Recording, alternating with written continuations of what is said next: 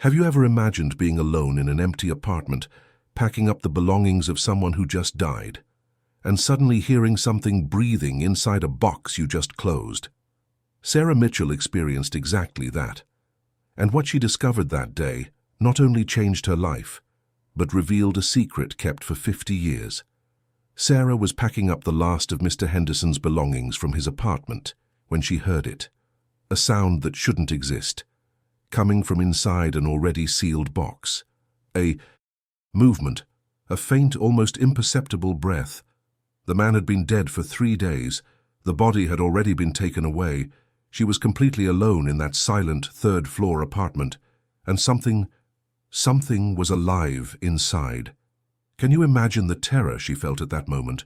Her heart racing, her hands trembling, her mind trying to process the impossible? What Sarah found when she opened that box would change everything she thought she knew about the lonely old tenant. And what happened in the next 20 minutes made her question everything about life, death, and second chances. Stay with me until the end of this story, because what you're about to discover about Mr. Henderson will move you in a way you never expected. But before I tell you what was breathing inside that box, you need to understand who Sarah was and why she was there on that fateful day. Because this wasn't just another task for her. It was part of a routine that few know, a dark and silent side of the profession. She chose out of love. Sarah Mitchell, 34, worked as an elderly caregiver in Portland, Oregon. It wasn't just a job that paid the bills. It was a vocation, a life mission that began when she lost the most important person to her. After watching her grandmother slowly wither away from Alzheimer's, no longer recognizing anyone, unable to remember the happy moments they shared, Sarah vowed to dedicate her life to caring for those who needed it most. And she kept that promise. But the work carried a weight she never imagined she would bear. When her patients passed away, Sarah was often the one called upon to organize everything that was left behind. Empty apartments filled with memories, dusty photographs that no one would come to collect, love letters never sent. The heavy silence of entire lives reduced to cardboard boxes. She had done this dozens of times before. Have you ever been through something similar? Have you ever had to empty the house of someone who has passed away? It's a soul-deep experience. Sarah had already cried in empty rooms, had already held objects that told stories of joy and loss, but nothing, absolutely nothing, prepared her for what would happen on that cold March morning in 2024, when she entered apartment 304 with her empty boxes and found much more than forgotten belongings. And you know what impresses me most about this story? It's that while Sarah was living through this moment of pure terror and confusion in that silent apartment, she had no idea that she was about to discover something much bigger than she imagined, something that would reveal the true essence of a man everyone thought they knew, but who was actually a complete stranger. Before I continue telling you what Sarah found and how everything unfolded, I need to ask you something. If this story is touching your heart, if you're feeling that tightness in your chest, that genuine curiosity about what comes next, please like this video, because that shows me that real. Stories like this, stories about ordinary people who experience extraordinary things, resonate with you. And if you're not yet subscribed to the channel, subscribe now and activate the bell, because I bring this kind of content every week. Stories that move you, that make you reflect on life, on the choices we make, on the silent impact we can have on the world.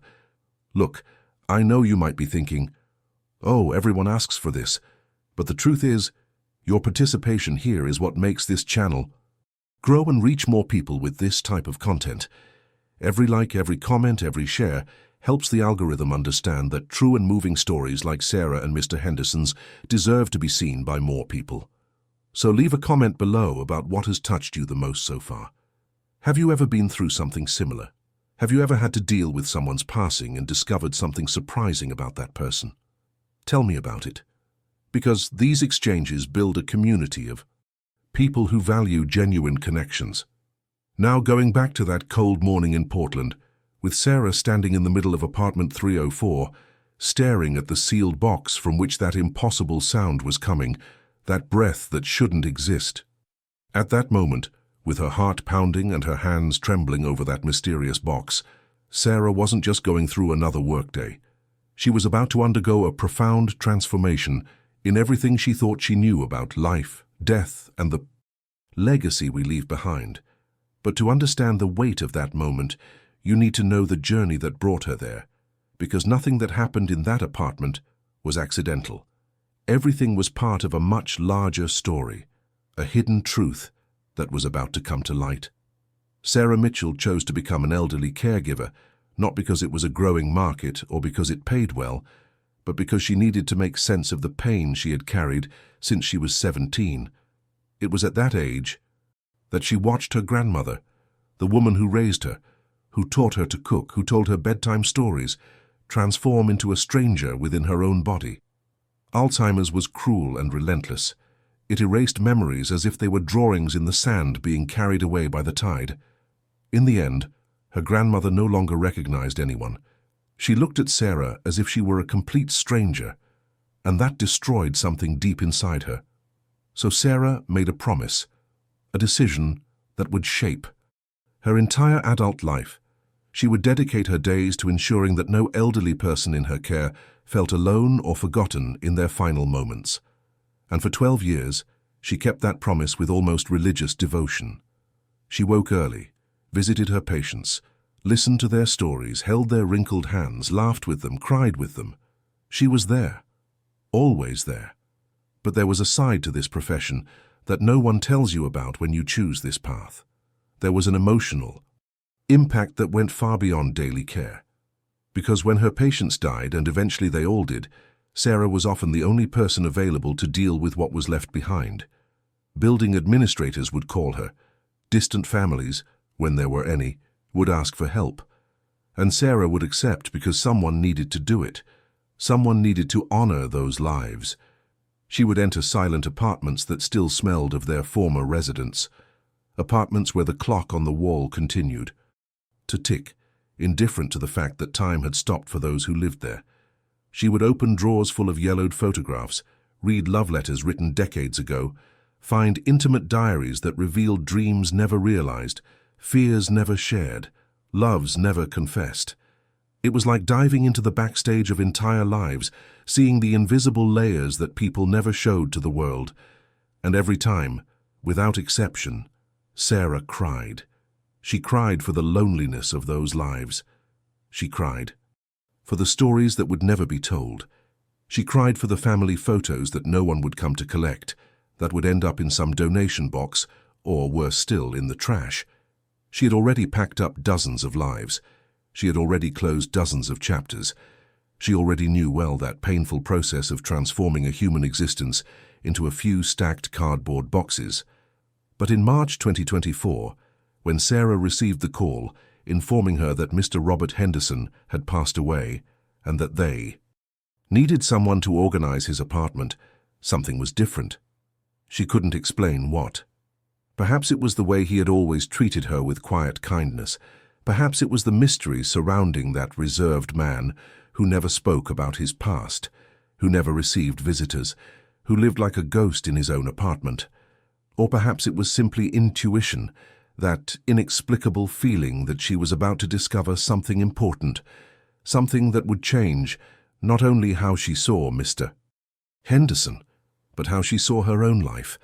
When Sarah opened the door to apartment 304 that cold morning, carrying her empty boxes and duct tape, she had no idea that she was about to uncover revelations that would stay with her for the rest of her life. But back in that silent apartment, Sarah stood in the middle of the room looking around, trying to process what her ears had just picked up. Mr. Robert Henderson wasn't the type of person who left a noisy mark on the world. He was the opposite. He was the invisible neighbor, the one you pass in the hallway and barely notice he's there. 78 years of life lived in the shadows, in a modest third-floor apartment in an old building in Portland. No known family, no close friends who came to visit, no birthday parties or weekend gatherings, just silence. And Sarah, who for 2 years was the only constant presence in that solitary life, visiting him 3 times a week with an almost ritualistic regularity. She knew his habits. She knew he liked green tea at 3 in the afternoon. She knew he reread the same poetry books dozens of times, as if searching for something new in the same words. She knew he stared out the window for long minutes, observing the street activity below with a distant, almost melancholic expression. But what Sarah never managed to discover, no matter how hard she tried, was who Robert Henderson really was, who he had been before that minimalist and silent life. What was the hidden truth behind those gentle but evasive eyes? He was cordial, always polite, even affectionate in his reserved way. But when Sarah tried to ask questions about his past life, about his family, about how he had come to be there, he skillfully deflected the conversation. He changed the subject. He made a light joke. He offered more tea. It was as if there was an invisible wall around his memories, and he was determined never to let anyone cross it. This mentality of total protection over his own past intrigued Sarah deeply, but she respected it. After all, everyone has a right to their own secrets. The apartment perfectly reflected who he was, or rather, it reflected who he appeared to be. Few pieces of furniture, everything organized with almost obsessive precision, shelves full of old books with worn covers, framed photographs scattered across the walls and on the furniture, but always photographs of landscapes, never of people. It was as if he had purposefully erased any trace of human connections, as if he had chosen to live in the background of his own life, observing the world from afar without truly participating in it. When Sarah received the call from the building manager informing her of Mr. Henderson's death, she felt a sharp pang in her chest. It wasn't a surprise after all. He had heart problems, but it still hurt. It hurt because she knew exactly what that call meant. The body had already been collected by the funeral service. There were no relatives to notify. There would be no wake. There would be no funeral. Just a man who had lived 78 years and disappeared from the world without leaving a ripple, like a small stone falling into a deep lake. And now, someone needed to empty the apartment, erase the last physical traces of that existence. And as always happened, that someone was Sarah. On that cold March morning, she climbed the 3 flights of stairs carrying empty cardboard boxes and a roll of duct tape. Each step was heavy. No matter how many times she had done this before, and God knows it had been many, it never got easier. She never got used to that feeling of invading the privacy of someone who was no longer there to give permission. It was an emotional shock that renewed itself each time. When she opened the door to apartment 304, she was immediately struck by that characteristic smell. Lavender and mothballs, the ghostly scent of a life that had just ended. The morning sunlight streamed through the curtains, yellowed with age, creating golden streaks on the wooden floor that creaked softly under her footsteps. Everything was exactly as she remembered it. The books on the shelves, the teacups still in the kitchen sink, and the wall clock, that old pendulum clock that always made a comforting tick-tock, now stopped, frozen forever at 2:47 p.m. The exact moment Robert Henderson's heart beat its last. Sarah stood there for a long moment, simply feeling the weight of that silence. It was a different kind of silence, denser, more definitive, as if the apartment knew its occupant would never return. She took a deep breath, put the boxes on the floor, and began to do what needed to be done. She began to transform a life into categorized objects: clothes for donation, books for the thrift shop, documents for filing. The mechanical process she knew so well. But there was something different that morning. Sarah felt it, an inexplicable intuition that this wouldn't just be another empty apartment. That the backstage of Robert Henderson's life held revelations she couldn't yet imagine. And if you've been following this journey with me so far, noticing every detail, every layer of this story, then you also feel that something important is about to happen. Subscribe to the channel to continue discovering with me what Sarah was about to find, because this transformation she experienced that day deserves to be witnessed from beginning to end. And it was when she entered the bedroom, the most intimate place in that silent apartment, that everything began to change. Sarah began the work as she always did, with that almost automatic methodology you develop after doing the same thing dozens of times. Books neatly stacked in a box, old clothes folded for donation, kitchen utensils wrapped in newspaper. Each object that passed through her hands was like a small window into Robert Henderson's soul. A worn mug with the phrase "World's Best Teacher" almost erased by use, a grey wool sweater with worn elbows, a letter opener shaped like a medieval sword. Little stories, fragments of a life gone by, now being catalogued and separated like pieces of a puzzle that would never be assembled again. There was something almost meditative about the process. Sarah allowed her mind to wander while her hands worked. She thought about how strange this journey we all take is. We spend decades accumulating things, creating routines, building little universes within four walls. And then, in the blink of an eye, all of that becomes just objects waiting to be distributed, donated, or discarded. It's a brutal transformation of human existence into inanimate matter, a silent reminder that in the end, nothing we possess truly matters. What remains is the impact we have on people. And Robert Henderson, as far as Sarah knew, had lived such a quiet life that it was difficult to imagine what kind of impact he might have left. It was when she entered the room that something changed. The room was even more minimalist than the rest of the apartment. A simple bed with impeccably made white sheets, a bedside table with an antique lamp, and a book of Emily Dickinson poems marked on page 42. A dark wood wardrobe that creaked when Sarah opened it, revealing a few clothes hanging with even spacing. Everything very organized, everything very controlled, as if every decision about the arrangement of objects was deliberate, part of a mentality of absolute order.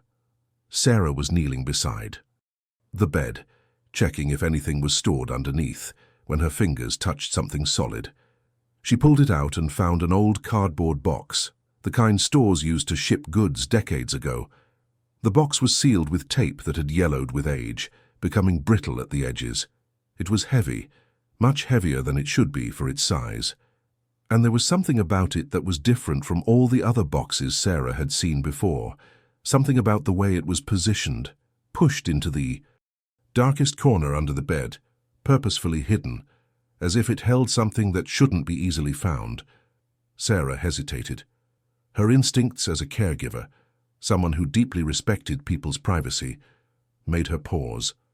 It was as if that box were a deliberate secret, something Robert Henderson had consciously decided to keep hidden from the world.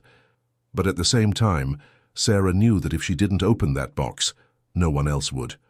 That secret would be thrown away without ever being revealed.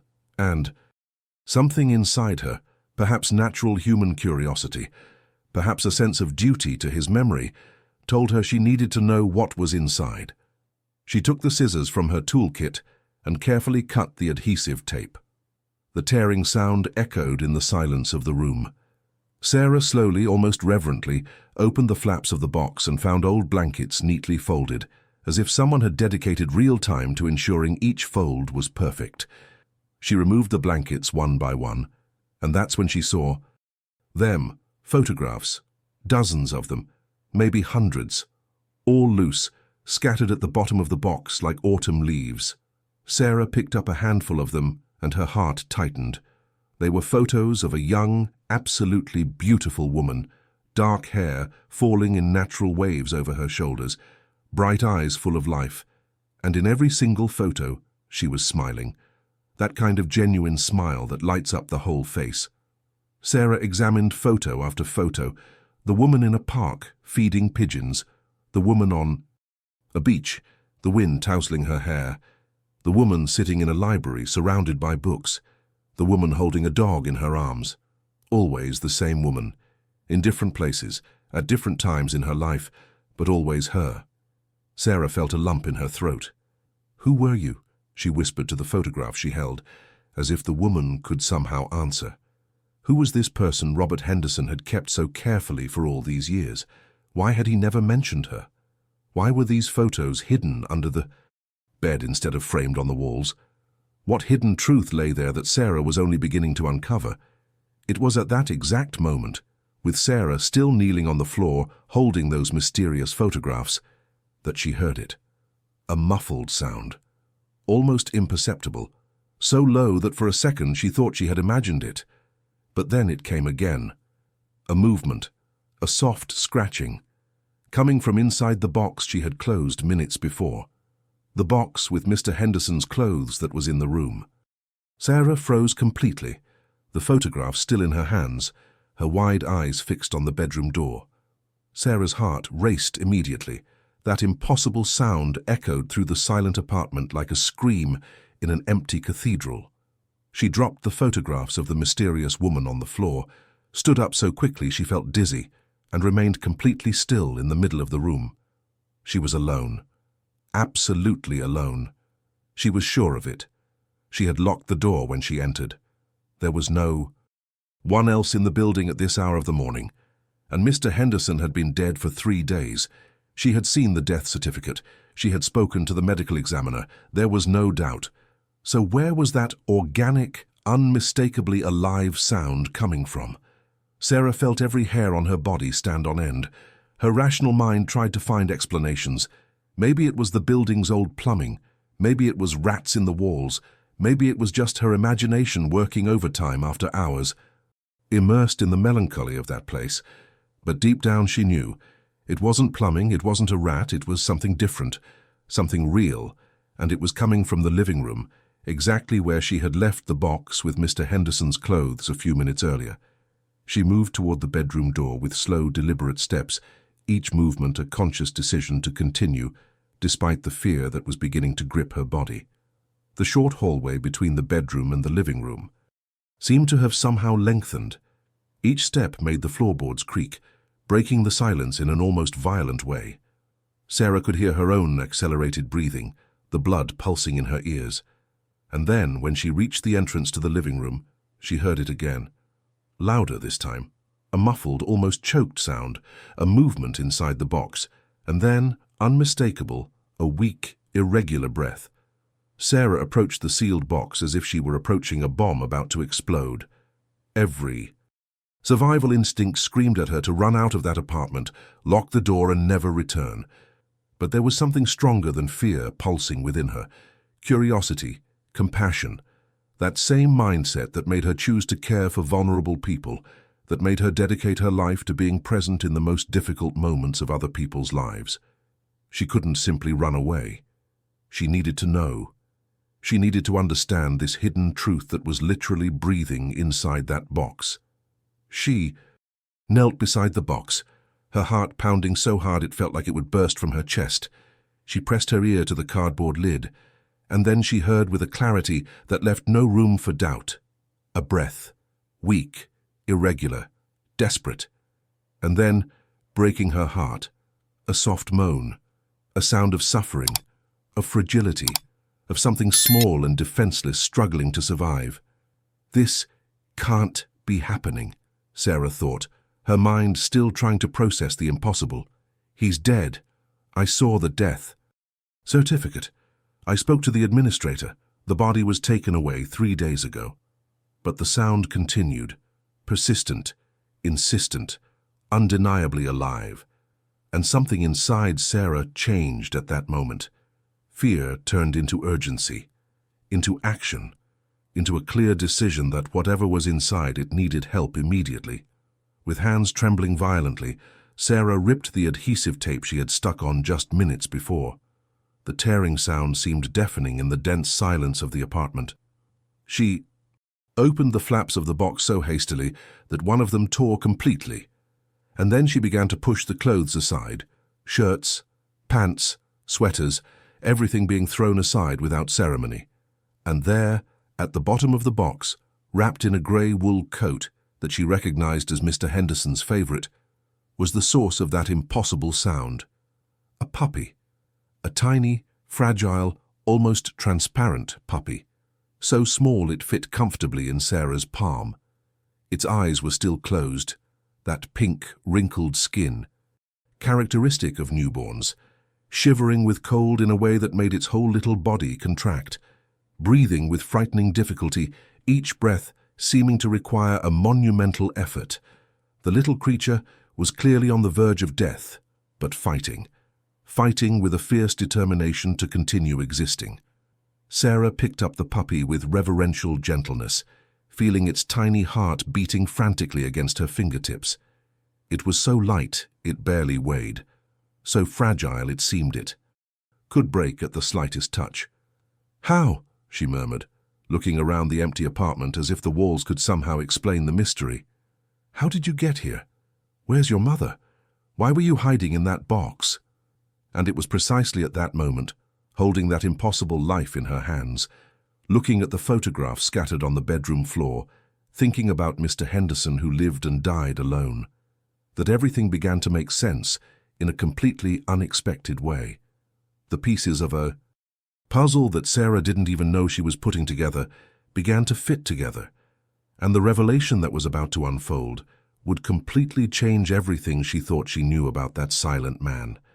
If you are feeling this impact now, this transformation of the story unfolding before your eyes, subscribe to the channel because this journey is only beginning and you deserve to follow every second of it. Sarah ran back to the room, still holding the puppy carefully, and began to look at the photos with new eyes. With the puppy trembling against her chest, Sarah felt a different kind of urgency taking hold of her. It wasn't just about the immediate survival of that fragile little creature anymore. It was about understanding, about discovering the hidden truth that was beginning to emerge from the dark corners of that apartment. She returned to the bedroom, still holding the puppy in one hand, and with the other began to examine the photographs scattered on the floor with an attention she hadn't given them before. This time she wasn't just looking at a beautiful woman smiling. She was looking for clues, details, the behind-the-scenes story that these images told. And then she realized, in several of the photos, the woman wasn't alone. She was holding dogs. Not just any dogs, but golden retrievers. Always golden retrievers. In one photo, she was kneeling in a garden with 3 of them around her, all looking at her with that characteristic devotion of the breed.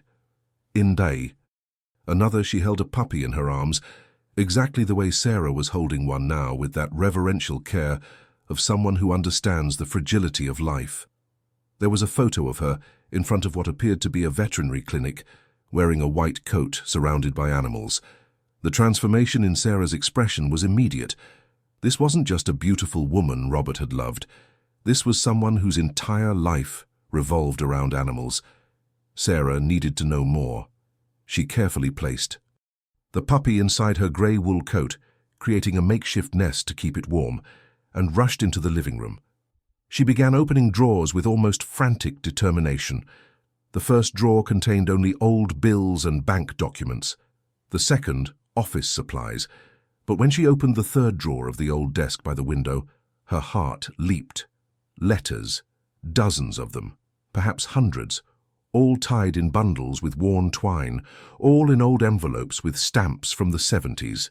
And when Sarah picked up the first bundle and looked at the envelopes, she saw that they were all addressed to Mr. Henderson at the same address in that building, and all of them, absolutely all of them, were signed on the back in the same elegant handwriting, Margaret. With her hands still trembling, but now with anticipation instead of fear, Sarah untied the string from one of the bundles and began to read, and the story unfolded before her eyes like a film in slow motion, each letter a scene, each word a revelation that built a complete portrait of something she had never imagined. The first letter was from August 1968. Margaret wrote about the day they met in a university library. He had accidentally knocked over a stack of books. She laughed. He was enchanted by that laugh. It was love at first sight, the kind you think only exists in old movies. Sarah moved on to the next letter, and the next.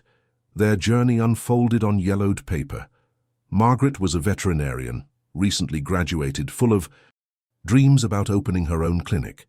Robert was a literature professor, passionate about romantic poetry, and about that extraordinary woman who had entered his life like a hurricane of energy and compassion.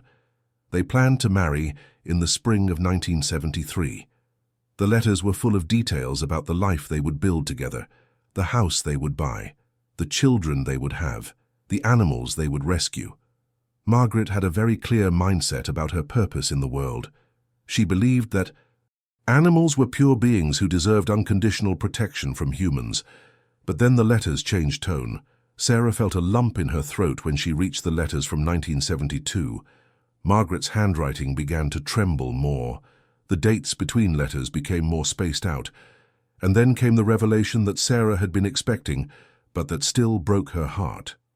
Margaret had been diagnosed with cancer, lymphoma, aggressive, advanced stage. The doctors gave her 6 months, maybe a year, if...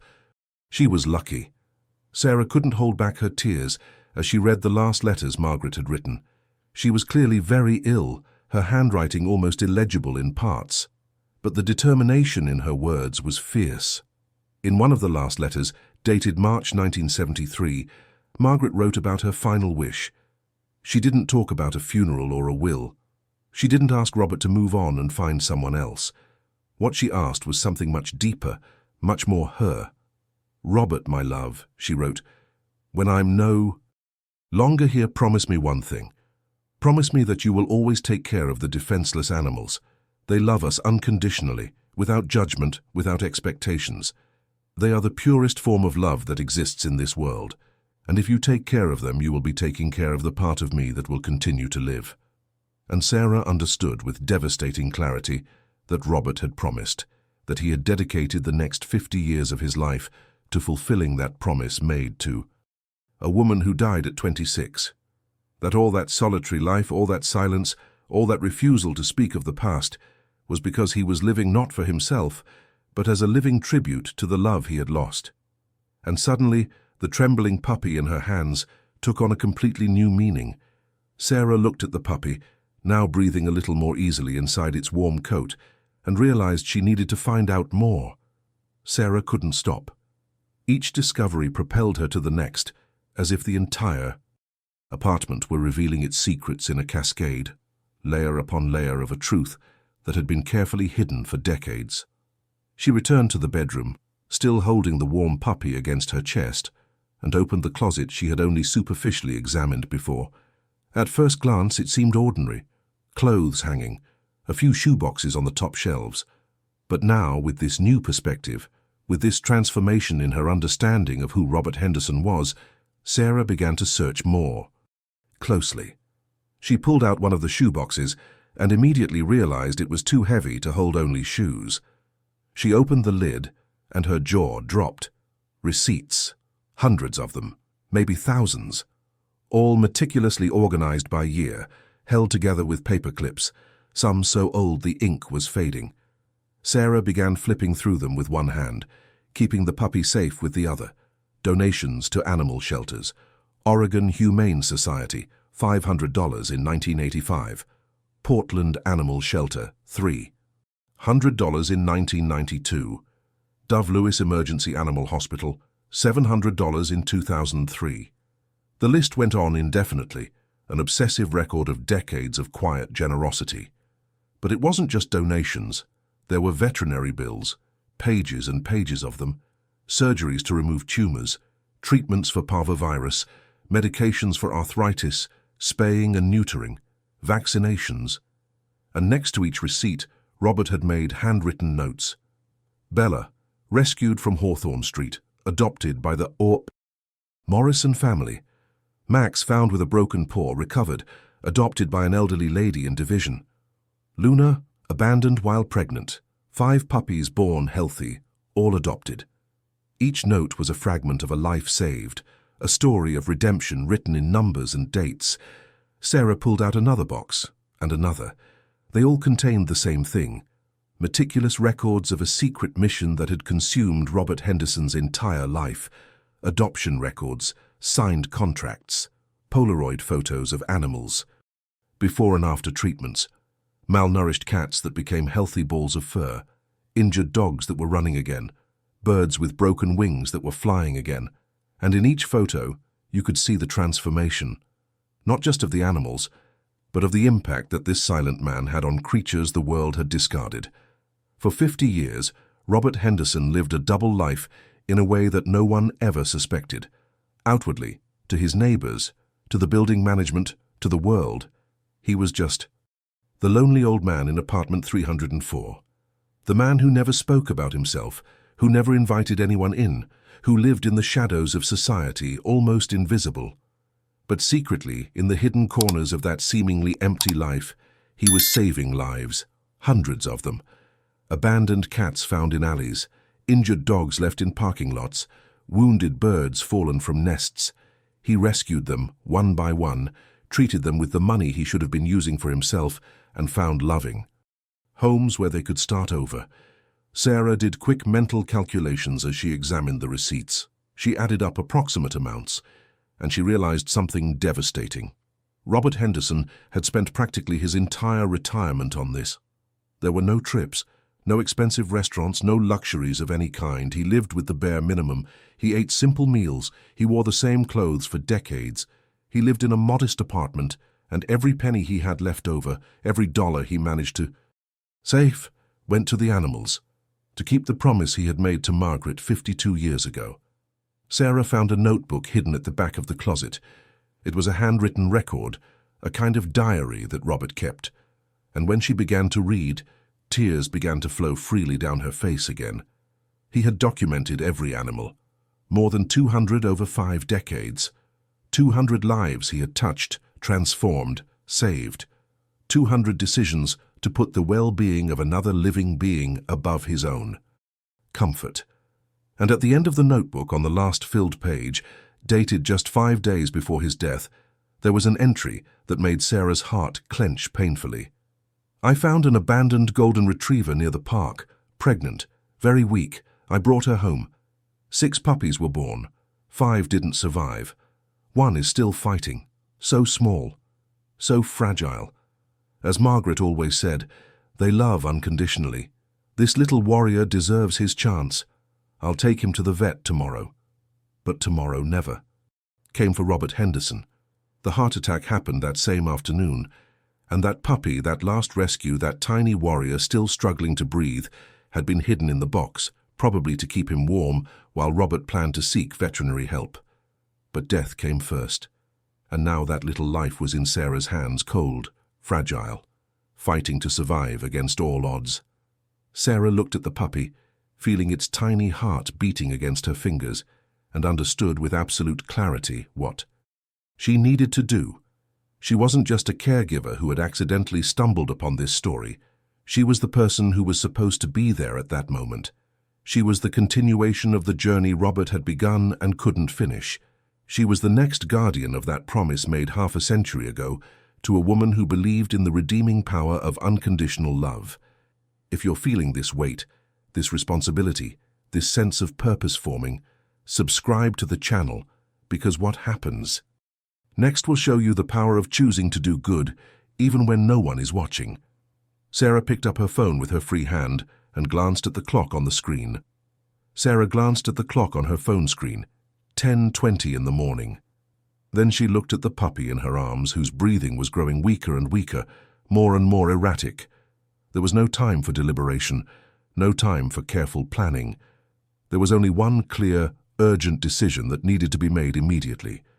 She grabbed her own coat from the sofa where she had left it when she came in, wrapped the puppy in it with extreme care, creating a protective nest with the folds of the fabric, and ran for the door. Her hands still trembled, but now it was pure adrenaline, no longer fear. She descended the 3 flights of stairs faster than she ever had before, almost tripping on the last step, pushing the glass door of the lobby with her shoulder because both her hands were occupied holding that precious little bundle.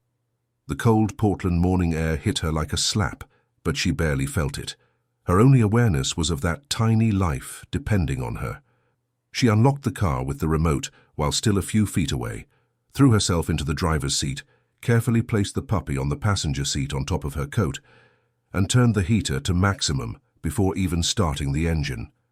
Sarah drove through the streets of Portland with controlled urgency. She couldn't risk an accident, but every second counted. "Please, please, hold on," she whispered repeatedly to the small being wrapped in her coat beside her, who was now barely moving. At each red light, she looked at him, checking if there was still movement, if that fragile but persistent breathing was still there. And every time she saw his little chest rise and fall, even slightly, she felt a wave of temporary relief before the anxiety returned. The emergency veterinary clinic was 15 minutes from Mr. Henderson's apartment. Sarah made the trip in 11. She parked awkwardly, picked up the puppy with reverential delicacy, and practically ran inside the glass and brick building. The receptionist looked up, and seeing Sarah's desperate expression and the little bundle in her arms, immediately called one of the veterinarians on the intercom. Dr. Chen, emergency at reception, newborn puppy in critical condition. Dr. Chen appeared in less than 30 seconds, an Asian woman in her 40s with her hair pulled back in. A tight bun and eyes that immediately assessed the situation with professional precision. She took the puppy from Sarah's hands, partially unwrapped her coat, and her expression turned serious. "How long has he been without his mother?" she asked, as she began to walk quickly toward the examination room. "I don't know," Sarah replied, following her. "I found him less than an hour ago. I think at least 3 days, maybe more." The veterinarian placed the puppy on an examination table under a warming light, her experienced fingers moving swiftly as she checked vital signs. She used a tiny thermometer. She examined the gums. She listened to the heart with a pediatric stethoscope. Sarah stood there, feeling her own heart pounding so hard it felt like it would burst, watching every movement, every expression on Dr. Chen's face, trying to interpret whether there was hope or if she was about to hear the worst. "He has severe hypothermia," Dr. Chen said finally, without taking her eyes off. "The puppy. His body temperature is dangerously low, and he's severely malnourished. This puppy hasn't received any breast milk since birth, or very little, without his mother. And in this state—" She paused, and Sarah felt the ground disappear beneath her feet. "The chances are very low, less than 20% of survival, being optimistic." Something inside Sarah shifted at that moment. She thought of Robert Henderson, of 50 years dedicated to increasing the chances of animals that no one else believed in, of 200 lives saved against all odds, of a promise kept even when the whole world said it wasn't worth it. And she heard her own voice, with a firmness she didn't know she possessed, answering, "Then increase the chances. Do everything possible, no matter the cost, no matter how long it takes. This puppy has to survive." Dr. Chen looked at Sarah, and something passed between them. An understanding, a mutual recognition that some battles are worth fighting, even when the numbers say otherwise. She nodded. "I'll do my best," she said, "but you need to understand that this will take hours, maybe the whole day, and even then, I can't promise anything." Sarah just nodded, unable to speak, tears finally overflowing. "I'll stay," she managed to say. "I'll stay as long as it takes." The next few hours were an agony Sarah had never experienced before. Dr. Chen and a veterinary technician worked tirelessly. Intravenous fluids were administered through a tiny vein in her paw. Gradual and controlled warming was applied under special lamps because overheating could cause shock. Feeding was done by syringe every 30 minutes with a special formula for newborns. Sarah stayed in the waiting room, unable to leave, unable to do anything else. At some point she retrieved Margaret's letters, which she had unknowingly brought with her, still in her coat pocket. And she read each one again, thinking of Robert, of 50 years of silent love transformed into action, of a promise kept until her last breath even when no one was watching. She thought about how we live our lives always seeking visible impact, recognition, external validation. And here was a man who had done something extraordinary every day for half a century and died without anyone knowing. No medals, no headlines, just the quiet satisfaction of knowing he was honoring the love of his life in the only way that truly mattered. At 11:15 p.m., after more than 12 hours of waiting, the door to the treatment room opened. Dr. Chen left the treatment room with slow steps, and Sarah immediately stood up from the chair where she had spent the last 12 hours practically motionless. Her heart was pounding so hard she could hear the blood pulsing in her ears. She tried to read the expression on the veterinarian's face, searching for any sign, any clue about what she was about to hear. And then Dr. Chen smiled. It was a tired, exhausted, but genuine smile. And in that smile, Sarah saw everything she needed to know even before the words were spoken. "He will survive," the veterinarian said, and Sarah felt her legs weaken. Tears came in a torrent she didn't even try to hold back. They weren't tears of sadness, but of profound relief, of overwhelming gratitude, of something that felt almost spiritual. It was as if Robert Henderson were there with her at that moment, witnessing his last mission completed, seeing that little life he had tried to save finally getting its chance to live. Sarah adopted the puppy without hesitation. There was no doubt in her mind. There never had been. From the moment she found him breathing in that box, she knew they were destined to be together. And when the time came to name him, only one name made sense: Henderson. In honor of the man no one truly knew, but whom Sarah now understood better than anyone else alive. But the story didn't end with the adoption. Something inside Sarah had fundamentally changed during that extraordinary day. She had discovered a hidden truth so profound, so moving, that keeping it to herself seemed almost criminal. The impact Robert Henderson had had on the world deserved to be known.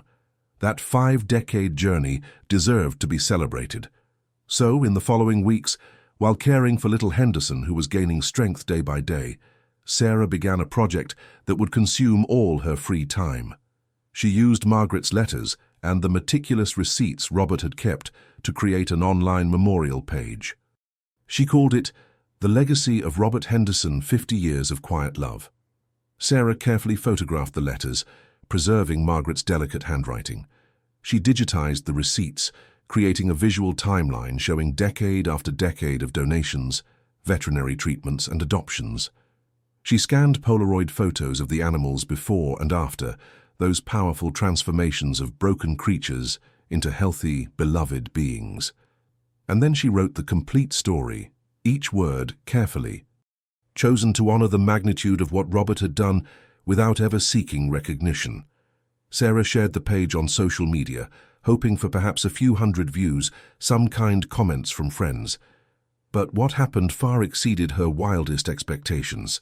The story went viral, not in the superficial and fleeting way that most viral content works, but in a profound way that touched something fundamental in people.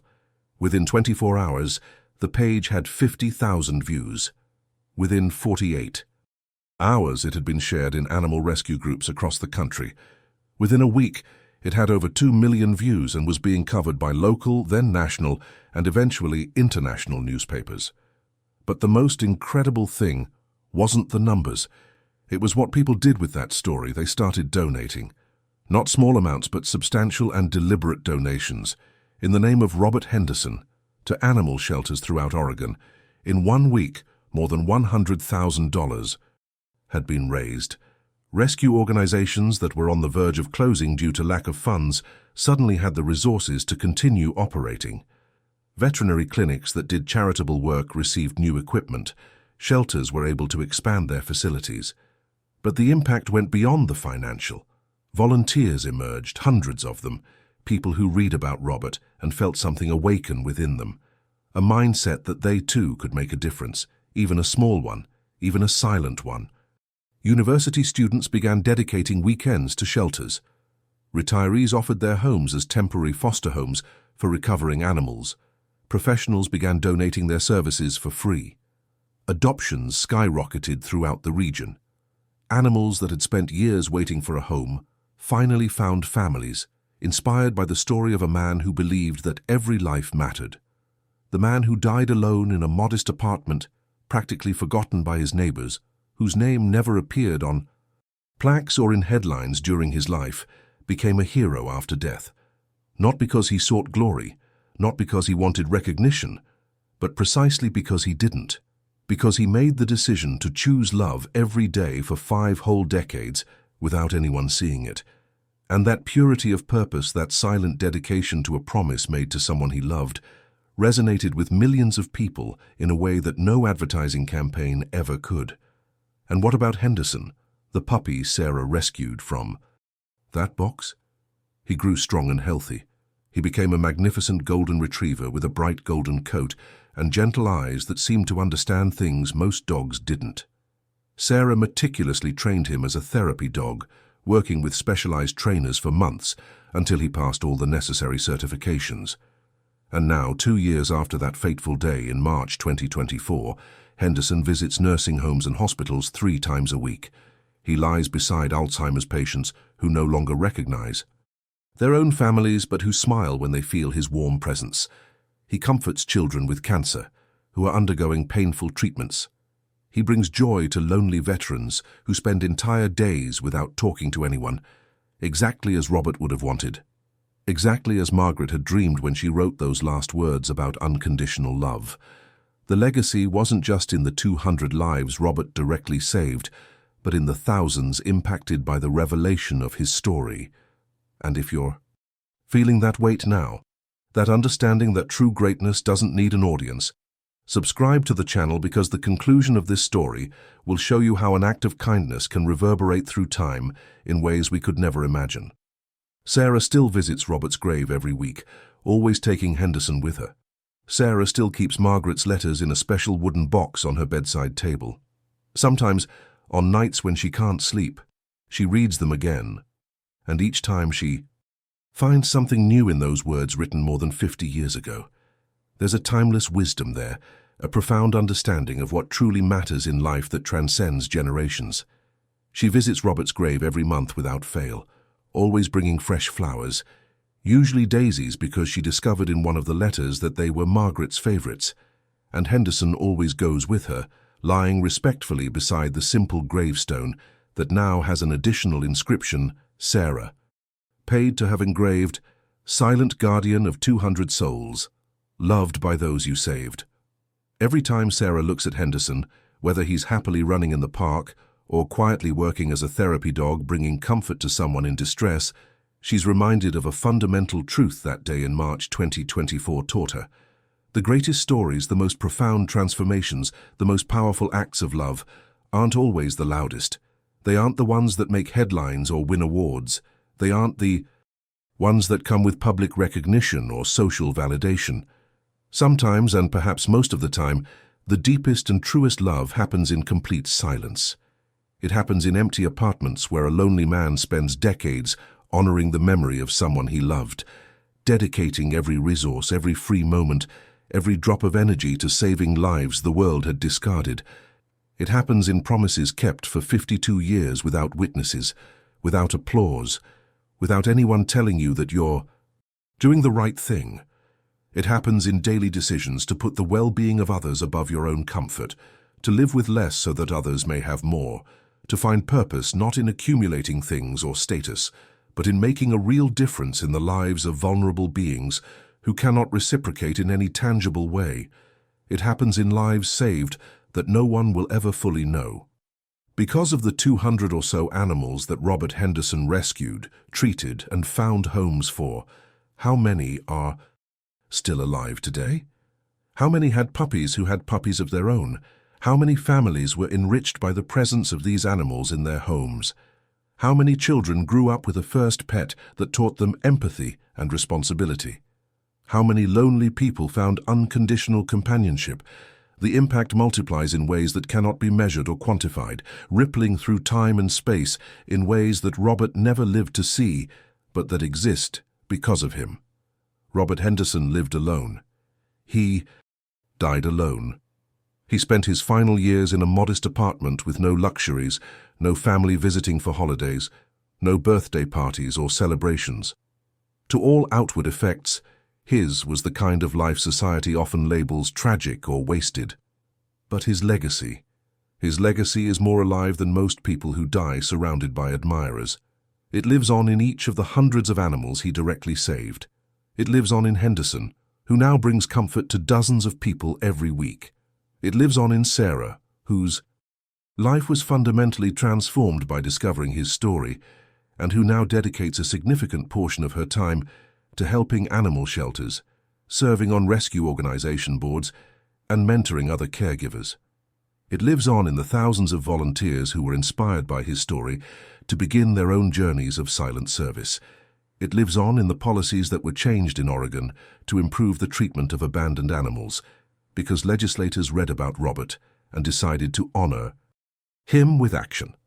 It lives on in schools where teachers now use his story as an example of character and integrity for children who are learning what it means to live with purpose.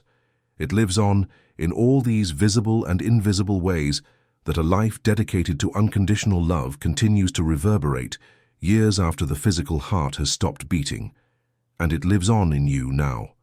Yes, you who are watching this, you who invested these minutes to learn the story of a man who never sought to be known, you who felt something shifting within you as you listened to promises kept, lives saved and love that transcends death. You now carry a piece of that story, and what you choose to do with it matters, because that's how legacies work. They aren't static things set in stone. They are living seeds planted in hearts and minds, and which can sprout into actions and decisions that create their own circles of impact. Maybe you'll never save 200 animals. Maybe you'll never dedicate 50 years to a single cause. But maybe you'll make a different choice today because of this story. Maybe you'll adopt instead of buying. Maybe you'll donate a few hours a month to a cause you believe in. Maybe you'll simply live with more intention, doing good when no one is watching, keeping your own promises even when it's difficult, choosing love over convenience. And if each person who knows this story makes just one small change, Robert Henderson's legacy continues to grow exponentially. And now let me tell you what happened when Sarah finally decided to do one last thing in honor of Robert. Sarah finally decided to do one last thing in honor of Robert. She created a permanent fund called the Henderson Promise that operates exactly as Robert did throughout his life. The fund discreetly pays for emergency veterinary treatments for animals whose owners cannot afford them. No complicated applications, no bureaucracy, just partner veterinarians who identify cases where an animal will die or be abandoned simply because the family cannot afford the necessary treatment. And then the fund silently covers it, often without the family even knowing where the help came from. Anonymous love. Silent impact. Exactly as Robert would have done. And you know what else Sarah does? She keeps one of Margaret's letters framed and on her office wall. It's the letter where Margaret wrote that phrase about unconditional love. And every time Sarah has a difficult day when she's too tired to visit another patient, when she's thinking of giving up, she looks at those words and remembers that the choices we make when no one is watching are the ones that truly define who we are.